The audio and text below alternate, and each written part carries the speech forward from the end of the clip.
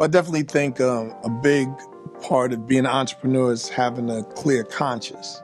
And I think how you get there, how you attain that, is just being in a great place spiritually. I think you need to care about people at all levels that you work with, whether it's the guy that's cutting a check or whether the guy is the guy you're cutting a check to.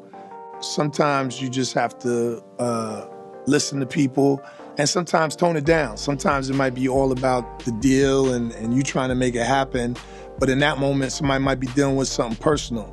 And I think like if you take time and let them reflect before you get back to the deal, I think spiritually, it kind of gives you something in your back pocket to fall back on. You know what I'm saying? I just think it kind of provides an opportunity for you to be one within the spirit, or when you need somebody to pat you on the back or to pick you up, it just puts, it gives you a credit, like a video game credit. How I began my spiritual walk was, being a young New York kid, wilding out, doing all the wrong things.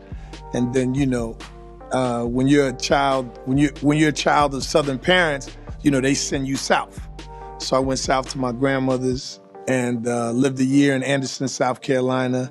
And I always loved nature, so it really didn't it wasn't like culture shock.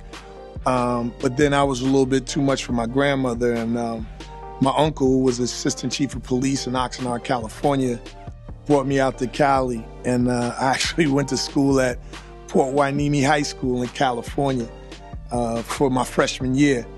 And that's how I got introduced to the church. But one of the funniest things ever about my introduction to the church is that summer was when Devil Jeans was on fire. And I begged my dad to get me like mad pairs of Devil Jeans.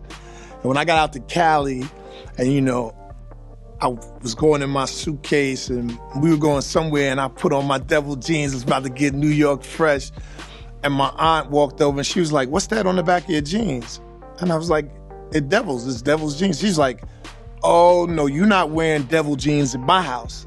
She got a seam ripper and made me rip every stitching off my jeans, and then they wouldn't buy me another pair of jeans to replace them. It was kind of like that moment, like, dude, don't you ever put the devil on anything you wear. But anyway, she was a part of her and my uncle and my family out there was a part of getting me one within the spirit of God. And then, I came back to New York, fell off a little bit, and probably in the past 2 years, I joined FCBC Church in Harlem.